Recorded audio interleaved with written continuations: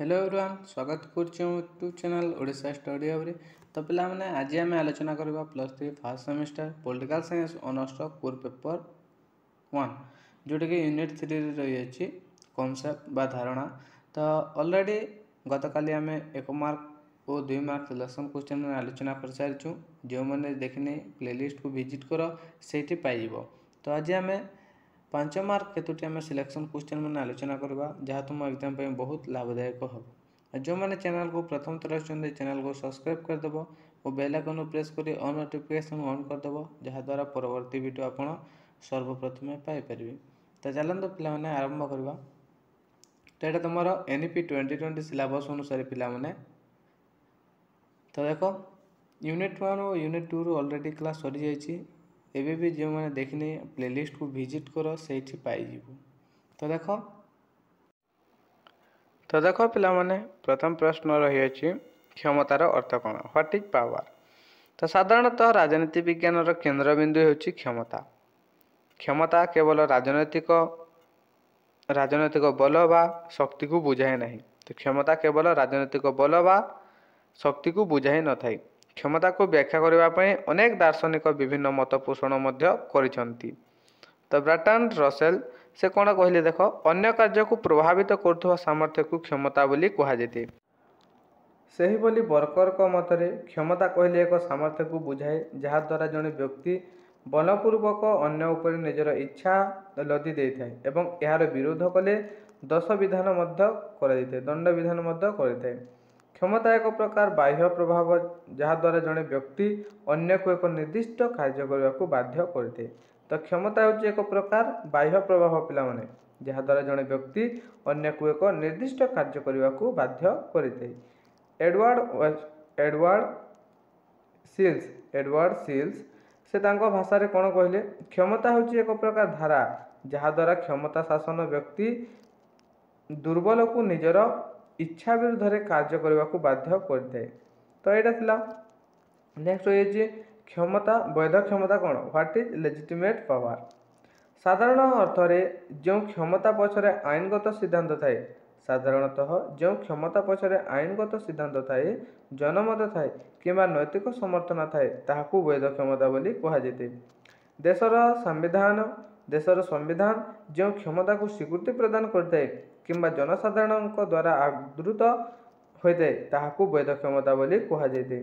तो देख देशर जो संविधान रही जो क्षमता को स्वीकृति प्रदान करता है देशर संविधान किंबा जनसाधारण द्वारा आवृत होता है ताहाकू वैध क्षमता बोली कहुए। केतेक क्षेत्र में नैतिक समर्थन वैधता क्षमता सृष्टि करते बुझीगला। तो केतेक क्षेत्र में नैतिक समर्थन कौन करते ना वैध क्षमता सृष्टि करते। जड़े जनप्रतिनिधि जनसमर्थन हासिल करी सरकार गठन में सामिल हो जो क्षमता हासिल करथांती ताहाकू वैधता क्षमता बोली कहुए। केतेक क्षेत्र में मध्य पारंपरिक एवं नैतिक समर्थन थिबा क्षमता सृष्टि होता है जेपरिक इंग्लैंड रे प्रचलित होतिबा परंपरा राजनैतिक क्षमतार पृष्ठभूमि अटे। तो नेक्स्ट रही देखो पे प्रभुत्वर अर्थ कौन व्हाट इज अथॉरिटी। तो क्षमता और वैधतार मिश्रण रे जो प्रभुत्व सृष्टि होता है ताहाकू क्षमता बोली कहुए।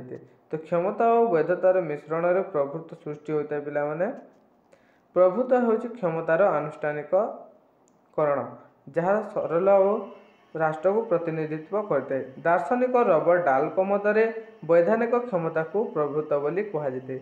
से ही लासवेल कौन कहले प्रभुत्व हूँ एक संगठित क्षमता जहाँ अन्य मानक उपरे प्रभाव विस्तार करते।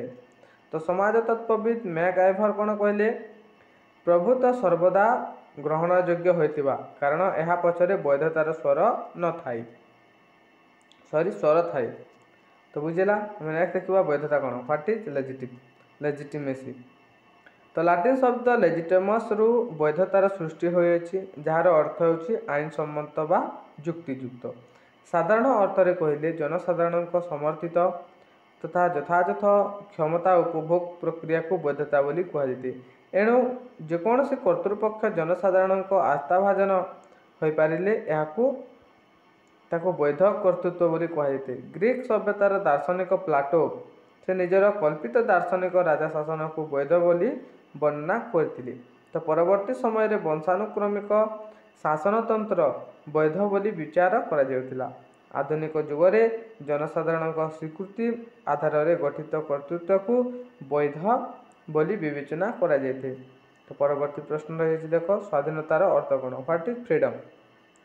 तो स्वाधीनता को अन्य अर्थ में स्वतंत्रता बोली कहुए। फ्रीडम जहाँकि लाटिन शब्द लिबर रु आसी जार प्रकृत अच्छी मुक्तता वा प्रतिबंधक वा विहीन मनुष्य। तो निरंकुश स्वाधीनता को नकारात्मक स्वाधीनता बोली कहुए। निरंकुश स्वाधीनता को नकारात्मक स्वाधीनता मध्य कहुए। सही बोली अंकुशयुक्त वा नियंत्रण युक्त स्वाधीनता को सकारात्मक स्वाधीनता मध्य कहुए।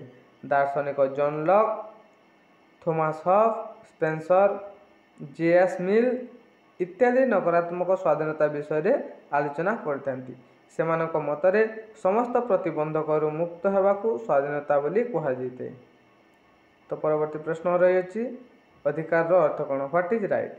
तो लास्किंग मतरे कौन देख सामाजिक जीवन में जो शर्त गुड़िक बिना मनुष्य तार व्यक्तित्वर संपूर्ण परिप्रकाश करें ताकू अधिकार बोली कहुए। एणु राष्ट्र द्वारा प्रदत्त सुविधा सुजोग को अधिकार बोली कहुपर यथार्थ अटे। तो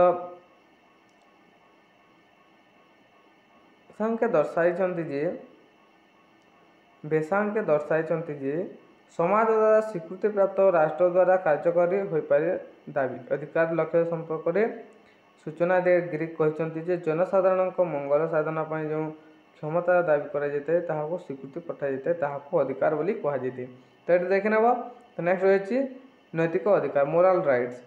तो यह सामाजिक नैतिकता और मूल्यबोध उपर परिपृष्ठता अटे।